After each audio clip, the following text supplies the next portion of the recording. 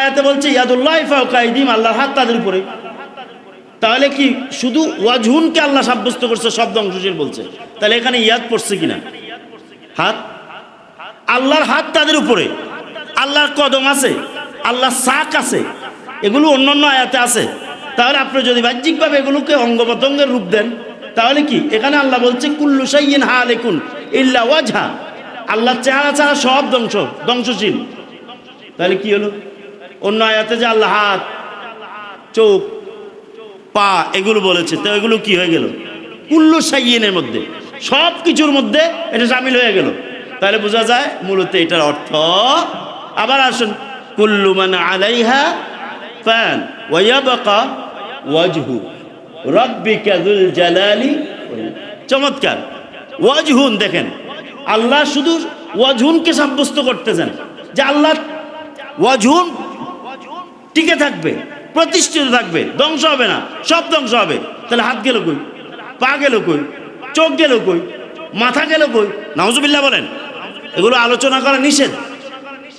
শুধু এক ক্ষেত্রে যায়, যখন এটার ব্যাপারে কোনো বাতেল্লা কি করবে, কথা বলবে বা এগুলো বিভ্রান্ত চড়াবে, তখন বলা যাবে, এছাড়া বলা যায় না।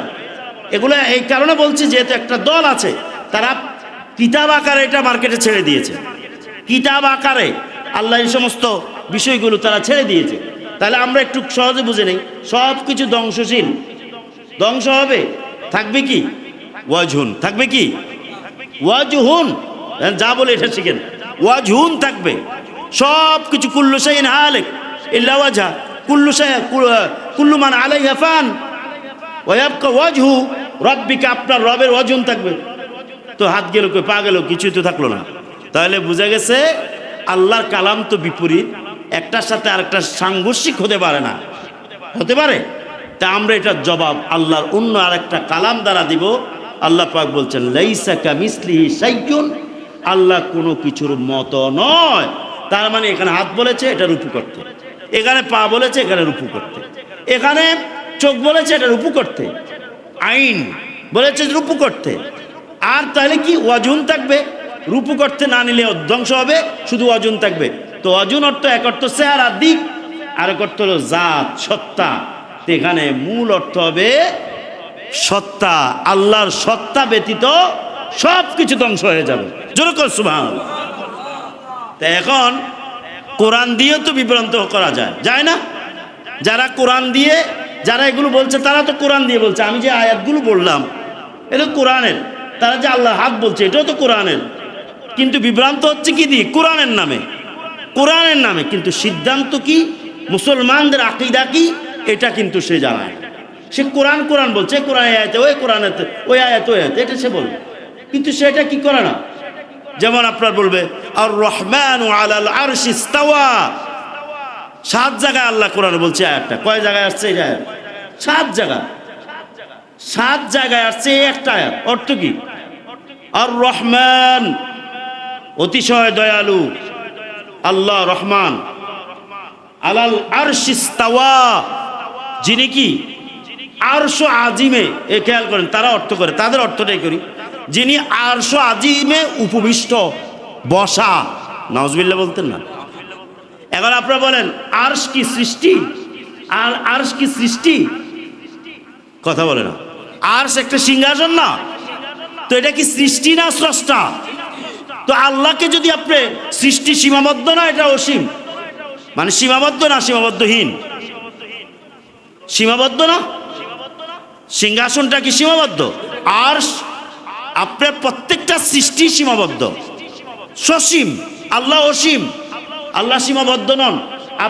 তাদের অর্থ অনুযায়ী তারা যে অর্থ করে, ইস্তিওয়া শব্দের অর্থ কুউদ অর্থ করে, বসা অর্থ করে, উপবিষ্ট করে, যে আল্লাহ আরশ আজিমে উপবিষ্টকারী। নাউজুবিল্লাহ বলেন না? আরবি মাস শুরু হয় কোরবানি দিয়ে, শেষও হয় কোরবানি দিয়ে। বলেন না সুবহানাল্লাহ? শুরু হয় নবী পাক সাল্লাল্লাহু আলাইহি সাল্লামের প্রিয় দৌহিত্র, ওনার বংশের নুরানি চাঁদ সাইয়্যিদুনা ইমাম হুসাইন এবং ওনার অন্যান্য পরিবারবর্গকে নিয়ে কারবালার জমিনে মুহররম তথা আশুরায় তো মুহররম দিয়ে মাস শুরু হয়, আগামী মাসটাই কিন্তু মুহররম, যেটি কোরবানির মাস, নবী পাকের আওলাদের কোরবানির মাস, ইসলামের জন্য নাকি কিসের জন্য? ইসলামের জন্য। আবার জিলহজ মাস শেষ মাস, এটাও কোরবানির মাস, এখানেও আল্লাহ নবীজির বংশের কোরবানি, বলেন না সুবহানাল্লাহ।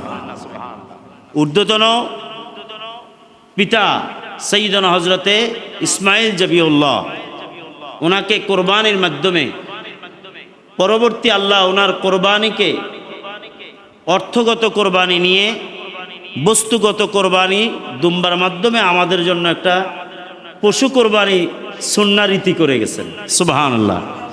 প্রকৃত অর্থে ইসমাইল আলাইহিস সালাম সেদিন কোরবানি হয়েছেন, বলেন না সুবহানাল্লাহ। কে কোরবানি হয়েছেন? আর তিনি হচ্ছেন আমাদের নবীর পিতা, বলেন না সুবহানাল্লাহ। আজকের আলোচনা আমরা করব, আমরা গতকালকে পশু কোরবানি করেছি, ভোগ করেছি, আল্লাহ কবুল করেছেন কিনা আমরা জানি না। আশাবাদী আল্লাহ তাআলা কবুল করবেন এই গরিবদের পক্ষ থেকে। কিন্তু মূল ইসলাম মানার জায়গাটা কোথায়? যেহেতু আমরা গতকালকে এভারেজ সকলেই কিন্তু প্রতিযোগিতা করছে, কেউ কোরবানি দিবে, কেউ গোস্ত খাবে, কেউ কোরবানি দিয়ে নিজে খাবে, আর কেউ অন্যদের থেকে পেয়ে খাবে। এভারেজ গোস্তের মাধ্যমে মুসলমানিত্ব প্রকাশ করেছি আমরা, ঠিক কিনা বলেন? একটা বিরাট কাজ সম্পাদন করেছি, এটা সত্য, এতে কোনো মিথ্যার কোনো লেশ নেই। কিন্তু প্রকৃত অর্থে আমরা যেভাবে গুরুত্ব দিয়ে সে কাজটি সম্পূর্ণ করেছি, কিন্তু প্রকৃত অর্থে আসলে আমাদের মধ্যে ওরকম মুসলমানিত্ব নেই। তার মানে কি? আমরা গোস্ত খাওয়ার মুসলমান, প্রকৃত মুসলমান আমরা নই। এই কারণে আল্লাহ তাআলা কি বলেছেন? আজকের আলোচনা এই বিষয়টি, ইয়া আইয়ুহাল্লাযীনা আমানুত্তাকুল্লাহ হাক্কা তুকাতিহি ওয়া লা তামুতুন্না ইল্লা ওয়া আনতুম মুসলিমুন। হে ঈমানদারগণ, তোমরা আল্লাহ তাআলাকে ভয় করার মতো করো। কাকে ভয় করো? ভয় করার মতো, যথার্থ ভয় করো। কিভাবে ভয় করো? যথার্থ ভয় করো। ওয়ালা তামুতুন্না ইল্লা ওয়া আনতুম মুসলিমুন। আর তোমরা মুসলমান না হয়ে মরো না, মুসলমান না হয়ে। এই দেখছেন, আমরা ইমানদার, আল্লাহ বিশ্বাসী, রসুলকে বিশ্বাস করি, যার কারণেই তো আমরা কোরবানি দিয়েছি। কিন্তু আল্লাহ তাআলা এরপরও বলছেন তোমরা মুসলমান না হয়ে মরো না। এখানে ঈমান ইসলামের একটা স্পষ্ট পার্থক্য বোঝা যায়। ঈমান হচ্ছে বিশ্বাস, এটা কালবে স্থান। কোথায় স্থান? কালবে ঈমান, কলবে ঈমান থাকে। অন্তরে আপনার অন্তরে বিশ্বাসের নাম হচ্ছে ঈমান। এখানে আমলের জায়গা না। কিন্তু আমলটা কোথায়? আমার বডি দিয়ে, আমার প্রকাশ দিয়ে। এই জন্য ইসলাম ঈমানের মধ্যে পার্থক্য, একটা পার্থক্য হচ্ছে ঈমান হচ্ছে আন্তরিক বিশ্বাস, আর ইসলাম হচ্ছে ওই বিশ্বাস অনুযায়ী কর্মের নাম, বলেন না সুবহানাল্লাহ। একটা দেখা যায়, আরেকটা দেখা। ঈমানটা দেখা যায় না, এটা ব্যক্তি বুঝে তার বিশ্বাসটার বিষয়টা, আর কর্মটা দেখা যায়। কথা বলেন। তা আল্লাহ তাআলা আমাদেরকে ঈমানদার সাব্যস্ত করে আল্লাহ কি বলছেন? আল্লাহকে ভয় করো, যথার্থ ভয় করো। আর তোমরা মুসলমান না হয়ে, কাকে বলছেন? ঈমানদারকে। কাকে বলছেন? তাহলে আমাদের গ্যাপটা কোথায়? ইসলামে গ্যাপ কোথায়? ইসলামে আমাদের গ্যাপ। এখন ইসলামটা কি? অন্য হাদিসে আসছে বুনিয়াল ইসলাম আলা খামসিন। ইসলাম 5টা স্তম্ভের উপরে প্রতিষ্ঠিত হয়েছে। তাহলে ইসলামের বুনিয়াদি কয়টা? 5টা। একটা হচ্ছে কালিমা শাহাদা লা ইলাহা ইল্লাল্লাহ মুহাম্মাদুর রাসূলুল্লাহ। একটা হচ্ছে কালিমা লা ইলাহা ইল্লাল্লাহ মুহাম্মাদুর রাসূলুল্লাহ। দ্বিতীয় হচ্ছে ইকামিস সালাহ, সালাওয়াতিল খামস, 5 ওয়াক্ত নামাজ, ইতাইজ যাকাত, আবার কি ওয়াসাউমি রমাদান, রমজানের রোজা রাখা, এই পাঁচটা হচ্ছে ইসলামের স্তম্ভ, ইসলামের ফিলার। এই পাঁচটার উপরে টোটাল ইসলাম কি করে? নির্ভর করে। জোরে কোন সুবহানাল্লাহ। পাঁচটার মধ্যে একটা হচ্ছে ঈমান, সেটা হচ্ছে কালিমা। এটা দ্বারা ঈমানের স্বীকৃতি হয়। কি হয়? আপনি লা ইলাহা ইল্লাল্লাহ মুহাম্মদ রাসূলুল্লাহ বলেছেন, আপনি ঈমানদার। যখন আপনি ঈমানদার হয়েছেন তখন আপনার উপরে বাকি চারটাকে আল্লাহ তাআলা কি করেছেন? এটা ছাড়াও আরো ফরজ আছে, চারটা ছাড়াও আছে, কিন্তু এই চারটাকে বুনিয়াদি করেছেন, মূল। এটার সাথে সংশ্লিষ্ট অনেক ফরজ আছে, অনেক কাজ আছে। এরপর আল্লাহ বলেছেন 5 ওয়াক্ত নামাজ কায়েম করো। 5 ওয়াক্ত নামাজ কি করো? কায়েম করো। এখন আপনি নামাজ যদি আপনি হিসাব করেন, 5 ওয়াক্ত নামাজ, 2 ওয়াক্ত নয়, 3 ওয়াক্ত নয়, 4 ওয়াক্ত নয়, 1 ওয়াক্ত বাদ দিয়ে, 2 ওয়াক্ত বাদ দিয়ে না, 5 ওয়াক্ত নামাজ কায়েমওয়ালা কয়জন আছে আগে বলেন? মুসলিম সমাজে, আপনার আমার এই সমাজে 5 ওয়াক্ত নামাজ কয়জনে একদম নিয়মিত আদায় করে? 5 ওয়াক্ত নামাজ 1 ওয়াক্ত মিস দেয় না। কয়জন আছে? কিছু। তার মানে খুব কম সংখ্যক নিয়মিত আদায় করে, আর অনিয়মিতভাবে সবাই করে। অনিয়মিতভাবে সবাই করে। কেউ জুমার নামাজ দিয়ে, কেউ ঈদের নামাজ দিয়ে বার্ষিক, কেউ সাপ্তাহিক জুমা দিয়ে, কেউ প্রতিদিন 2 ওয়াক্ত মনে চাইলো মাগরিব দিয়ে, কেউ মনে চাইলো কারোর সাথে সঙ্গ দেওয়ার কারণে সে মসজিদে ঢুকছে, সে তার সাথে ঢুকছে। কথা বুঝেন নাই? এরকম কিছু নিয়ে এভারেজ অনিয়মিতভাবে 5 ওয়াক্ত নামাজ নয়, 2 ওয়াক্ত, 3 ওয়াক্ত, 4 ওয়াক্ত সবাই পড়ে, কিন্তু নিয়মিত 5 ওয়াক্ত। যদি কেন বললাম এটা? এই জন্যে যে যদি 1 ওয়াক্ত যদি মিট যায় তাহলে তো আপনি মুসলমান হইলেন না। বিষয়টা বুঝছেন? এই জায়গার মধ্যে আল্লাহ বলছেন তোমার 1 ওয়াক্ত মিস আছে, তোমার 1 ওয়াক্ত কি আছে, তো মুসলমান হও নাই, মানে মুসলমান পরিপূর্ণ হও নাই।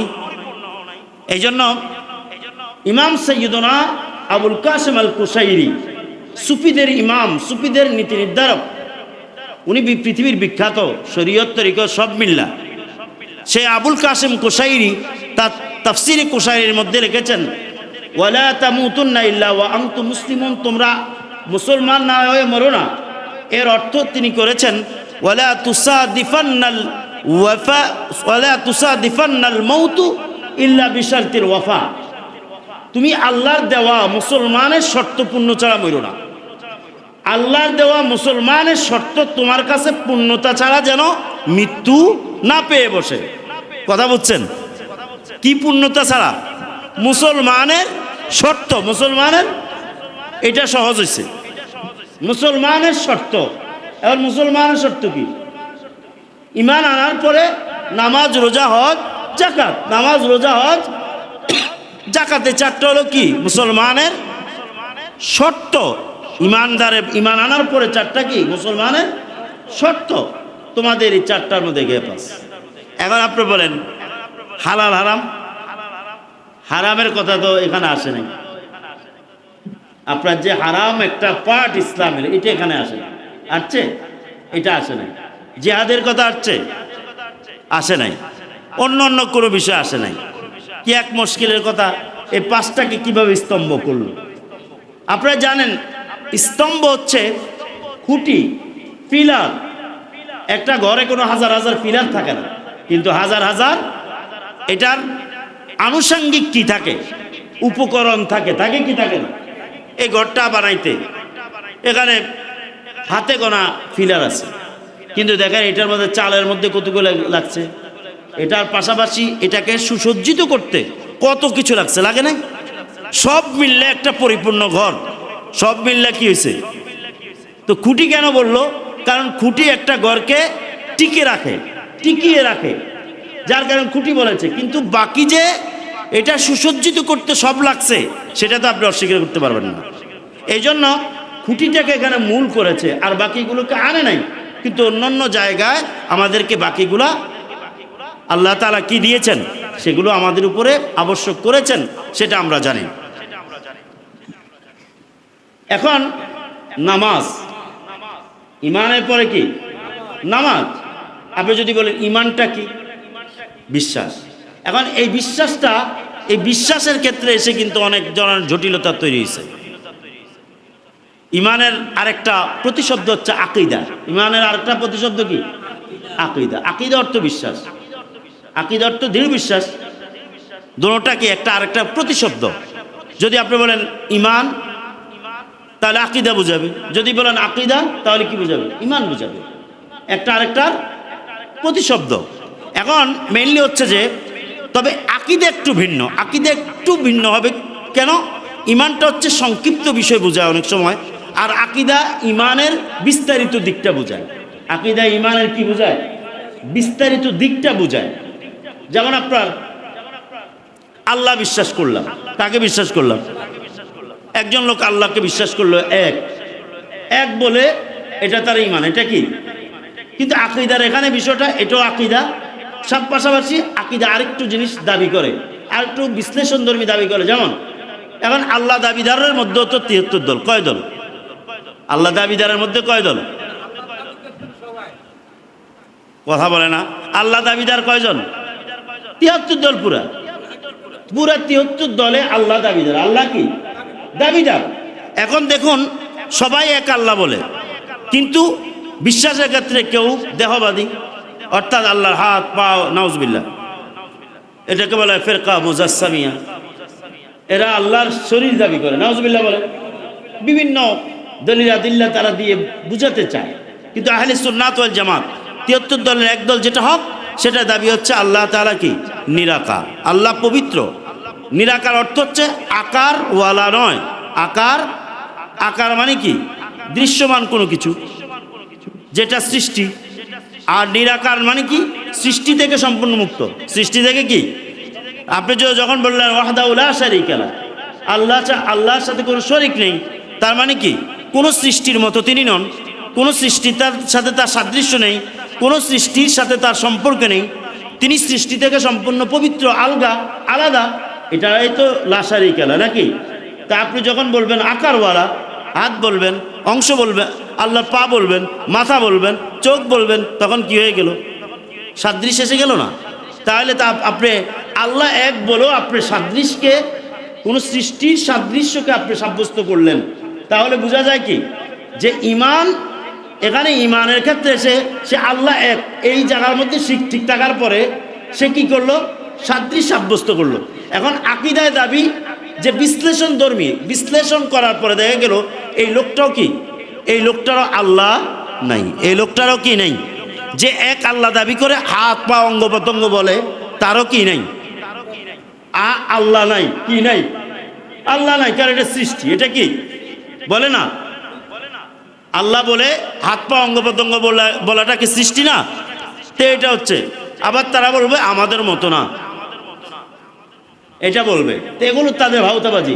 আল্লাহ তাআলা কোরআনে কারীমের মধ্যে বলছেন লাইসা কামিসলিহি শাইউন, আল্লাহ কোনো কিছুর মতো নয়, কোনো কিছুর, এটা আল্লাহর বাণী। এখন ধরেন আল্লাহ তাআলা বলছেন আইনামা তুয়াল্লু ফাতাম্মা ওয়াজহুল্লাহ, তোমরা যেদিকে তাকাবে আল্লাহর চেহারা দেখবে। এটা হলো সরল অনুবাদ। যেদিকে তাকাবে আল্লাহর কি দেখবে? ওয়াজন অর্থ চেহারা, ওয়াজন অর্থ দিক, ওয়াজন অর্থ সত্তা, জাত, কোনো জিনিসের জাত, সত্তা। এখন আপনি দেখেন তিনটা অর্থে করলাম, দিক, সত্তা, মুখমণ্ডল। আপনাকে যদি বলে আপনার চেহারা আরবি কি? ওয়াজহুন, ওয়াজহি, আমার চেহারা। এখন দেখেন ওয়াজহুন আল্লাহ বলছেন। এখন যারা নাকি দেহবাদী, আল্লাহ তাআলাকে এই ক্ষেত্রে তারা এটাকে কি বলবে? তারা বলবে যে আল্লাহর চেহারা আছে। কি আছে? এখন দেখেন, খেয়াল করুন, কুল্লু শাইইন হালিকুন ইল্লা ওয়াজহা, সব কিছু ধ্বংসশীল আল্লাহর ওয়াজহুন ছাড়া। কি ছাড়া? আল্লাহর ওয়াজহুন ছাড়া। ইল্লা ওয়াজহা, এইখানে আয়াতে বলছে আল্লাহর ওয়াজহুন ছাড়া সব ধ্বংসশীল। সব কি? তাহলে ওয়াজহুন আছে। আচ্ছা, অন্য আয়াতে বলছে ইয়াদুল্লাহি ফাওকা আইদিহিম, আল্লাহর হাত তাদের উপরে। তাহলে কি শুধু ওয়াজহুনকে আল্লাহ সাব্যস্ত করছে, সব ধ্বংসশীল বলছে? তাহলে এখানে ইয়াদ পড়ছে কিনা? হাত, আল্লাহর হাত তাদের উপরে, আল্লাহর কদম আছে, আল্লাহর শাক আছে, এগুলো অন্যান্য আয়াতে আছে। তাহলে আপনি যদি বাহ্যিকভাবে এগুলোকে অঙ্গ প্রত্যঙ্গের রূপ দেন, তাহলে কি এখানে আল্লাহ বলছে কুল্লু শাইইন হালিকুন ইল্লা ওয়াজহা, আল্লাহর চেহারা ছাড়া সব ধ্বংসশীল। তাহলে কি হলো? অন্য আয়াতে যে আল্লাহ হাত, চোখ, পা এগুলো বলেছে, তো এগুলো কি হয়ে গেল? কুল্লু শাইইনের মধ্যে, সব কিছুর মধ্যে এটা শামিল হয়ে গেল। তাহলে বোঝা যায় মূলত এটার অর্থ। আবার আসুন, কুল্লু মান আলাইহা ফান ওয়া ইয়াবকা ওয়াজহু রাব্বিকা যুল জালালি। চমৎকার ওয়াজহুন, দেখেন আল্লাহ শুধু ওয়াজহুনকে সাব্যস্ত করতেছেন যে আল্লাহ ওয়াজহুন টিকে থাকবে, প্রতিষ্ঠিত থাকবে, ধ্বংস হবে না, সব ধ্বংস হবে।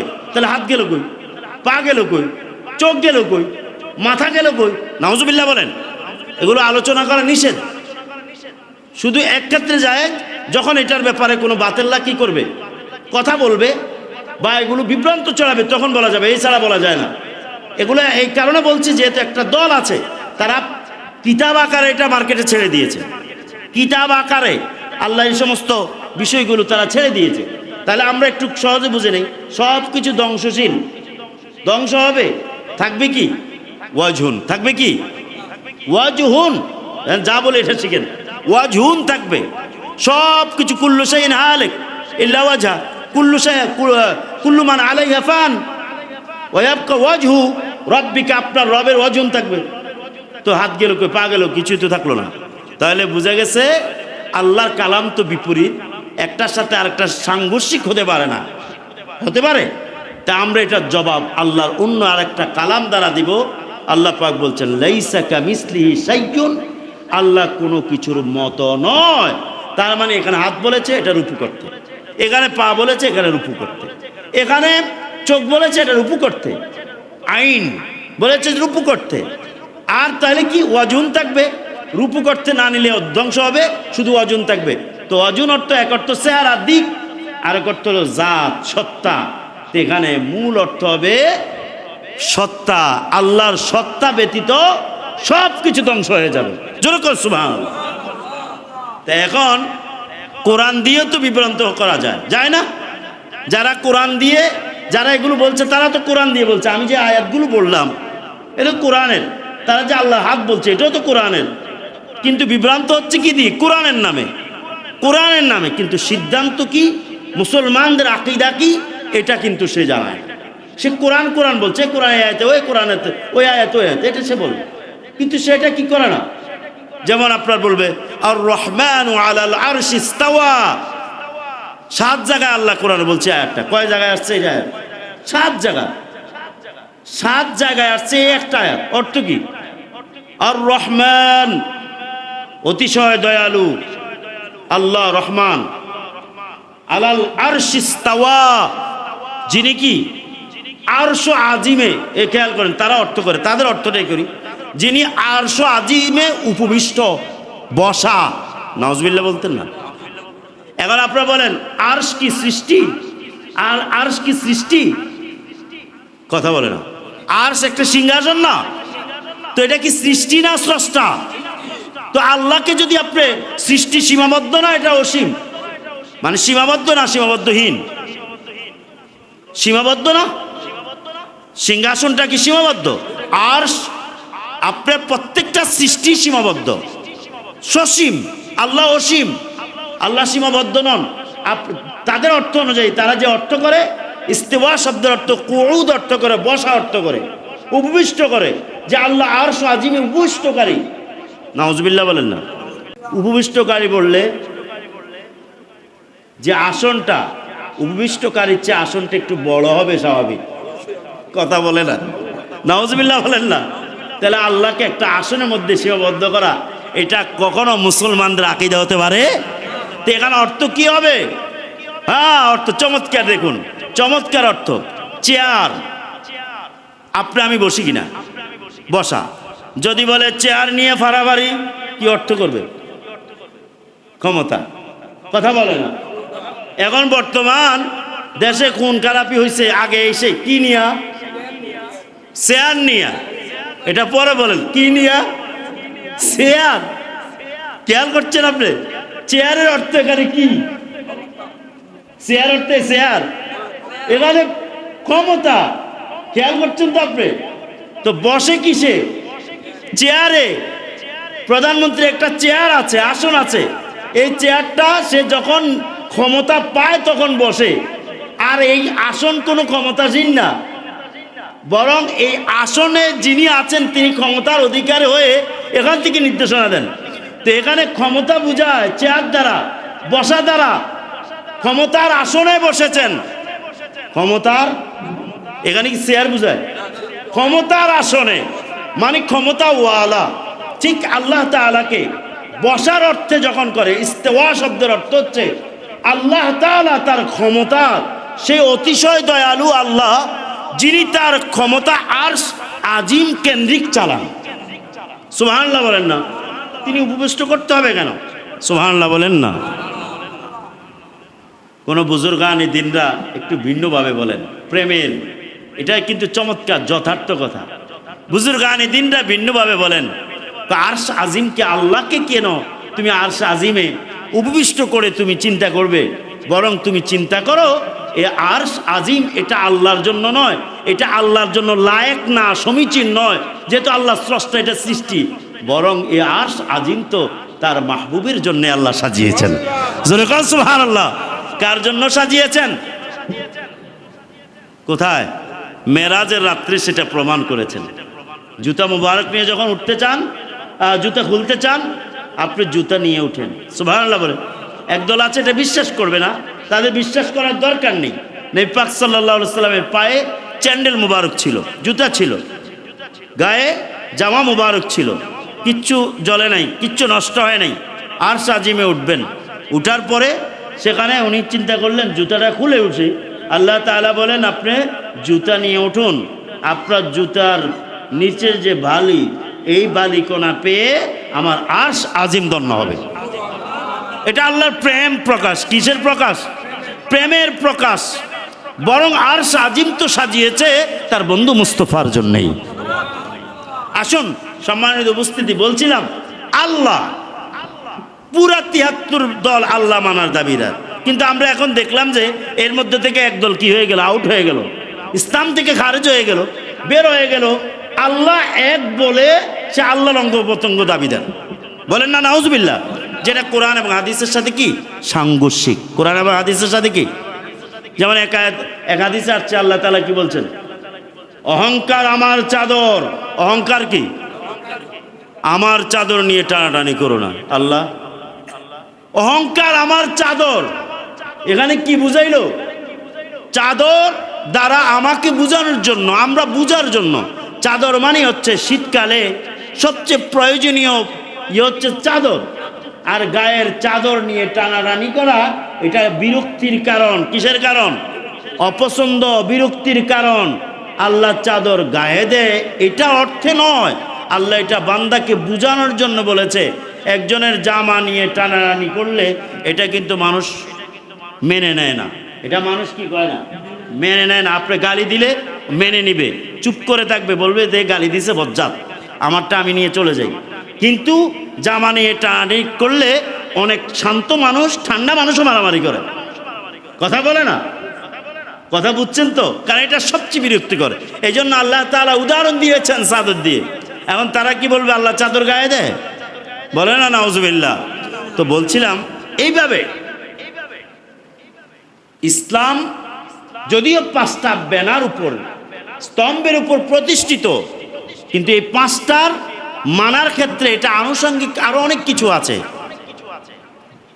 এটার ব্যাপকতা আছে। এগুলো আপনাকে স্বীকার করতে হবে। এখানে কোরআনের কথাও কিন্তু নাই।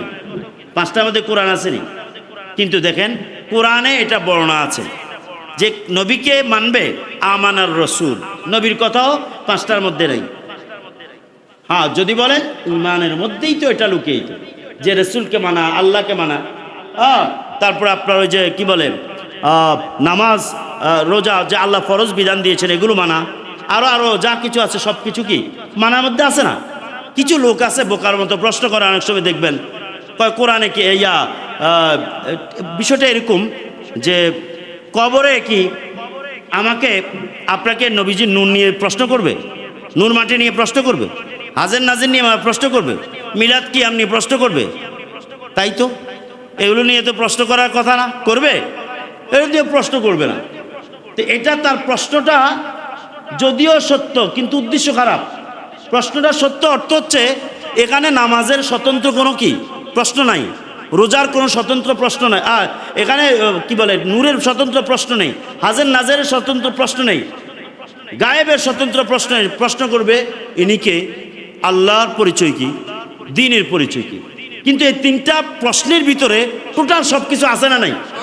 এখন ধর উনিকে মোহাম্মদ রসুল্লাহ সাল্লাল্লাহু আলাইহি ওয়াসাল্লাম, এখন উনি মোহাম্মদ সাল্লাল্লাহু আলাইহি ওয়াসাল্লাম, কিন্তু মোহাম্মদ সাল্লাল্লাহু আলাইহি ওয়াসাল্লাম কি আপনি এভাবে বলতে পারবেন? ওনার প্রতি তাজিম না থাকলে আপনি ওনাকে নবী বানান, কিন্তু ওনার প্রতি আপনার শ্রদ্ধাবোধ নাই, তাজিম নাই, আদব নাই, তাহলে আপনি কি চিনবেন ওনাকে? তাহলে ওনার প্রতি শুধু বিশ্বাস করাটার নামও তো এখানে ঈমান না। তাহলে এখানে ওনার প্রাসঙ্গিক ওনাকে নবী বলে স্বীকার করার সাথে সাথে আপনি ঈমান রক্ষার তাগিদে আপনি তো তাকে সম্মানও করতে হবে। কথা বলে না তো এখানে সম্মানের কথা তো এখানে দেওয়া যায় স্পেসিফিক্যালি, এখানে নাই, প্রশ্নের মধ্যে নাই। নবী না মানবে। আবার দেখেন নূরের কথা নাই, এলমে গায়েবের হাজার নাই। এখন যদি বলা হয় এখানে কি নামাজের কথা আছে, নামাজ পড়বেন কেন? নামাজের তো স্বতন্ত্র কোনো প্রশ্ন নাই, রোজার স্বতন্ত্র প্রশ্ন নাই, ইসলামের ব্যানা এই পাঁচটার একটাও এখানে নাই। যে ঈমান কি এটা তো তাকে জিজ্ঞেস করবে না, নামাজ কি, রোজা কি, হজ কি, যাকাত কি জিজ্ঞেস করবে না। তাহলে কি হলো বিষয়টা? মূলত ওয়ামা দীনুকা, তোমার দিন কি। এই দিন বললে টোটাল ইসলামের সব কিছু চলে আসে। সুবহানাল্লাহ বলেন, আসে না? দিন মানে নামাজ, নামাজ মানে দিন, রোজা মানে দিন, দিন মানে রোজা, এগুলো তো সবই চলে আসে। এই জন্য কিছু লোক আলেম আছে এই ধরনের প্রশ্ন ছুড়ে, এটা আসলে প্রশ্ন ছুড়ার মূল কারণ হচ্ছে এদের যথেষ্ট মূর্খতা আছে, অজ্ঞতা আছে, যার কারণে এই ধরনের বোকামি প্রশ্ন করে। তুমি যদি বলো নবীর নূর, এটা জিজ্ঞেস করবে না, আমি বলবো নবীর, আমরা বলবো নামাজের কথা জিজ্ঞেস করবে না। তা তুমি নূর বাদ দাও, আমিও নামাজ বাদ দিই, তুমি নূর বাদ দাও, এলমে গায়েব বাদ দাও, আমি রোজা বাদ দিয়ে দিই, তো হবে না? একটার সাথে আরেকটার কি আছে? যোগসূত্র আছে, একটার সাথে একটা সম্পৃক্ত। এইভাবে আপনাকে চিন্তা করতে হবে। তো বলছিলাম যে যদি ইসলামের বেনা পাঁচটা, কিন্তু আপনার সাথে এই পাঁচটা খুঁটি ব্যানার মধ্যে টোটাল একটা ঘর সাজাতে যত কিছু লাগে, সর্বশেষ ঘরে বসবাস করার মতো উপযোগী করতে যত কিছু লাগবে সব কিছু দিয়ে সাজানোর পরে বলবেন পরিপূর্ণ। এই জন্য আল্লাহ কি বলেছেন? উদখুলু ফিস সিলমি কাফা, তোমরা ইসলামের মধ্যে আয় তাম্মা আয় কামেলাতান, পরিপূর্ণভাবে ইসলামে প্রবেশ করো। তার মানে তোমার ইসলাম এখনো অপরিপূর্ণ আছে, কিছু নামাজ কয়েক তো পড়ো, কিছু মিস দাও, রোজা মনে চাইলে রাখো, নইলে নাই। তুমি মনে চাইছে সুদ নিছো, মনে চাইছে তুমি হালাল খাইছো, মনে চাইছে সুদ নিছো, বিপদে পড়ে গেছে, এই সে বিভিন্ন কথা, বিভিন্ন প্রসঙ্গ এনে বান্দা তার দৈনন্দিন যে গুনাহের কাজ, আল্লাহ দ্রোহিতার কাজ, আল্লাহর অসন্তুষ্টির কাজ তাদের কাছে আসে না নাই? আমাদের কাছে আসে না নাই? এই জন্য আল্লাহ তাআলা বলেছেন ইসলাম পরিপূর্ণ ছাড়া বা মুসলমান না হয়ে তোমরা কি করো না, মরো না। এখন আপনার মুসলমানিত্ব পরিপূর্ণ করতে হলে আপনাকে অবশ্যই আল্লাহ তাআলার দেওয়া, নবী পাকের দেওয়া ছোট থেকে বড় প্রত্যেকটা কাজ গুরুত্ব দিয়ে করতে হবে। বলেন না ঠিক কিনা? এটা আমাদেরকে খেয়াল করতে হবে। আল্লাহ তাআলা এটাই বলেছেন। আচ্ছা, এর মাঝখানে আসুন, ইয়া আইয়ুহাল্লাযীনা আমানু, হে ঈমানদারগণ, নাকি ইত্তাকুল্লাহ হাক্কা তুকাতি, তোমরা আল্লাহকে কিভাবে ভয় করো? যথার্থ। কিভাবে ভয় করো? যথার্থ। ভয় করার মতো করো। অন্য একটা আয়াতে আল্লাহ পাক বলেছেন ওয়াত্তাকুল্লাহ মাসতাতাতুম, আল্লাহকে সামর্থ্য অনুযায়ী ভয় করো। সুবহানাল্লাহ। এই আয়াতে আল্লাহ বলছে ভয় করার মতো কি করো। অন্য আয়াতে কি বলছেন? কয় রকম হয়ে গেল? দুই রকম। এটা অর্থ কি? আসলে সাধারণভাবে দেখা যায় দুই রকম, বুঝলে এটা সহজ। যেমন আল্লাহ তাআলা বলছেন হুররিমাত আলাইকুম, আলাইকুম তোমাদের উপর হারাম করা হয়েছে, তোমাদের উপর হারাম করা হয়েছে। হুররিমাত আলাইকুমুল মাইতাতু ওয়াদ-দামু ওয়া লাহমুল খিনজির, তোমাদের উপর হারাম করা হয়েছে কি মৃত প্রাণী, নাকি এটা আমরা জানি। দাম দাম না নিয়ে কি রক্ত, কি পশুর রক্ত, এগুলো কি করা হয়েছে? আচ্ছা, ওয়া লাহমুল খিনজির পশুর গোস্ত, আস্তাগফিরুল্লাহ, সেটা হচ্ছে খিনজির মানে হচ্ছে আপনার শূকরের গোস্ত কি করা হয়েছে? ওয়ামা উহিল্লা বিহি লিগাইরিল্লাহ, আল্লাহর নাম ব্যতীত যেই পশুটা জবাই করা হয়েছে, এটা কোনো দেবদেবীর নাম নাউজুবিল্লাহ বলেন, কোনো মানুষের নাম বিসমিল্লাহ আল্লাহু আকবার না বলে এখানে অন্যের নাম উল্লেখ করে জবাই করা হয়েছে, নাউজুবিল্লাহ বলেন। এটা যদি করা হয় এই পশু খাওয়া কি হারাম করা হয়েছে। এরপর আল্লাহ কি কয়? ফামানিদ্দুররা গায়রা বাগিন ওয়ালা আদিন ফালা ইসমা আলাই, যদি কেউ বাধ্য হয়ে যায়, কি হয়ে যায়? বাধ্য হয়ে যায়। ফামানিদ্দুররা গায়রা বাগিন ওয়ালা আদিন, আগে যেগুলো হারাম করা হয়েছে এগুলো থেকে খেতে পারবে। সুবহানাল্লাহ, কি করতে পারবে? এখন এগুলো হারাম করেছে, আপনি ভয় করার মতো করবেন, এটা আপনার ইয়াকিন, এটা বিশ্বাস। কিন্তু এখন এমন অবস্থা হয়েছে, এমন জটিলতা আপনি বুঝছেন। ধরুন একটা উদাহরণ, একটা মরুভূমির প্রান্তরে, বিরাট মরুভূমি, এইদিকে শত শত মাইল, এদিকে শত শত মাইল, ওইদিকে শত শত মাইল, আছে না নাই? এরকম জায়গা আপনি উপনীত হয়েছেন কোনো ঘটনা ক্রমে, কোনো খাবার নেই, কোনো কিছু নেই। ধরুন এই যে যুদ্ধ হয়, যে যুদ্ধরা অনেক সময় যদি কোনো জায়গার মধ্যে আটকা পড়ে যায়, কোনো সৈনিক কি করবে? সে কেউ নাই, তাকে উদ্ধার মতো যোগাযোগ ব্যবস্থা নাই। সে যদি কোনো মরা প্রাণী পায় তখন সে কি করবে? আল্লাহ কয় ফামানিত্তুররা, সে বাধ্য হয়ে গেছে। সে যখন বাধ্য হবে তখন এখান থেকে ওই যেগুলো আগে হারাম করা হয়েছে, যেগুলোকে বলেছে ভয় করো এগুলো থেকে কি করো? ভয় করো আল্লাহকে, এগুলো আল্লাহ হারাম করেছেন, খেয়েও না, জাহান্নামের কারণ হবে, আল্লাহর অসন্তুষ্টির কারণ হবে। এখন আর তার মধ্যে এটা আর হুকুম নাই, সে এখান থেকে খেয়ে বাঁচবে। এটা ফালাগ কি বলছে? গায়রা বাগিন, সে কি করবে না, অতি উৎসাহী হয়ে খাবে না, প্রয়োজনে খাবে। ওয়ালা আদিন, ফিরে আসবে না যে আল্লাহকে আমি ভয় করি এটা খাবো না। আল্লাহ কয় না, এখানে ভয়ের কিছু নাই, এখানে বরং তোমার জানটাকে বাঁচাও, আমি তোমাকে অধিকার দিলাম। ফালা ইসমা আলাইহি, তার উপর গুনাহ হবে না। জোরে বলেন সুবহানাল্লাহ। তার উপরে কি হবে না? এটার বলা হয় ওয়াত্তাকুল্লাহ মাস্তাতাতুম, আল্লাহকে সামর্থ্য অনুযায়ী ভয় করো। এখানে সামর্থ্যের বাইরে গেছে, হারাম খাও। হারাম কি? হারাম খাও। এখন এটা দিয়ে সাধারণ মানুষ কিন্তু এটা বুঝবে, এটা আমি ভেঙে দিচ্ছি, বুঝবে হুজুর আমি ঝামেলায় পড়ছি, আল্লাহ সত্যি নিছি, আমি বিপদে পড়ে গেছি। না, আমি মরুভূমি দিয়ে এই কারণে বুঝাইছি, এটা ওই বাস্তবতা, এই বাস্তবতা নয়, এটা আপনার এই বাস্তবতা নয়। আপনি এরকম অবস্থা পৌঁছেন না, বরং এখন আপনার লোভের অংশ কি? যেমন আপনার ছেলেকে আপনি বিদেশে পাঠাবেন, কোথায় বলেন না? বিদেশে। এখন দেশে সে 10,000 কামায়, কত? 10,000, 12,000, 15,000 টাকা কামায়। মানে আপনার বাঙ্গা ঘর বিল্ডিং কোনো করতে পারেন না, বউজি ঝামেলা করে, তাহলে আপনি কি করবেন? লোন লইয়া, সুদ লইয়া, 10 লাখ টাকা সুদ লইয়া আপনি বিদেশে পাঠাইছেন। এটা কিসের অংশ? লোভের অংশ না? লোভ। আপনি তো 10-12,000 টাকা কামান, এটা দিয়ে সংসার চলে, হতে পারে আমার কিছু থাকে না, জমাইতে পারে না, পেটটা চলে কিনা। তো ইসলামকে আপনাকে ভোগ করার জন্য দিয়েছে? ইসলামকে অতি উৎসাহী হয়ে ভোগ করে আপনি হারাম দিয়ে ভোগ করেন, আর আরামায়েশ করার জন্য বলেছে? এখানে তো আপনার কন্ট্রোল কোথায়? তাহলে বোঝা যায় এখানে আপনি এই অর্থ নিলে হবে না। তো এটা এই অর্থে নয়, এটা হচ্ছে ওই অর্থে। একটা উদাহরণ দিলাম, যেমন এমন জায়গায় যেখানে কোনো মানুষ নেই, কোনো কেউ নেই, কাউ তাকে সাহায্য করার মতো, সর্বশেষ জায়গা কোনটা জানেন? জীবন চলে যাওয়ার অবস্থা হয়ে গেলে, জীবন বাঁচানোর তাগিদে, তখন এটা জীবন বাঁচান না। কোনো ফকির মরে না, অনেক গরিব এখানে আমি জানি না, আপনারা ক্ষমা করেন, অনেক গরিব কোরবানির দিনে কোরবানি যারা দিছে তাদের চেয়েও গোস্ত বেশি বেশি। কথা বলে না, সত্য না মিথ্যা? তাহলে কি হইল? বিষয়টা কোথায় দাঁড়ালো?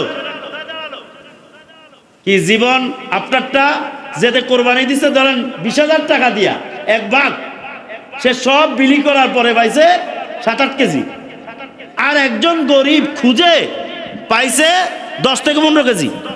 কথা বলেন, 10 থেকে কি? তাইলে তো দেখা যায় যে দিছে সামর্থ্যবান ব্যক্তি ওর চেয়ে ও বেশি সামর্থ্য এই ক্ষেত্রে, খোঁজার ক্ষেত্রে। এই জন্য বলে ঝামেলায় মধ্যবিত্তের, গরিবও খুঁজি খায় আর বড় লোকের তো আছেই, মাঝখান দিয়ে ঝামেলা কার? তো আমরা তো বুঝলাম যে আসলে জীবন বাঁচানোর যে জায়গাটা, যে জায়গাটা কিছু না খাইলে আমি মরে যাব, এই জায়গাটায় কখনো আমরা আটকা না, ইসলাম আটকা করে নাই, আমাদেরকে আটকা কেউ পড়ে না এখানে।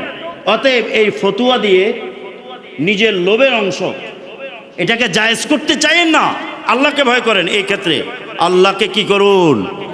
ভয় করুন। 10,000 হয় আলহামদুলিল্লাহ, 20,000 হয় আলহামদুলিল্লাহ, কিছু কিছু টাকা জমিয়েছেন, টাকা হয়েছে বিদেশ যান আলহামদুলিল্লাহ, কোটি টাকা কামাচ্ছেন আলহামদুলিল্লাহ, কিন্তু আপনি সুদ নিয়ে আপনি বেসিকটাই তো সুদ, এরপর কোটি টাকা বানাইলেন, পুরোটাই তো ওই কাজে চলে গেল। হ্যাঁ, আল্লাহ ক্ষমাশীল, আল্লাহ ক্ষমা করবেন, ক্ষমা করলে বান্দার মাল পবিত্র হয়, মাল পবিত্র হয়, ঠিক আছে, এটা আমরা জানি। কিন্তু আপনি যাই না শুনা, ওই যে কিছু লোক আছে না, এরে আইস না মজা আসতা কয় হুজুর একবার ধর্ম আর কি, এরকম লোক আছে।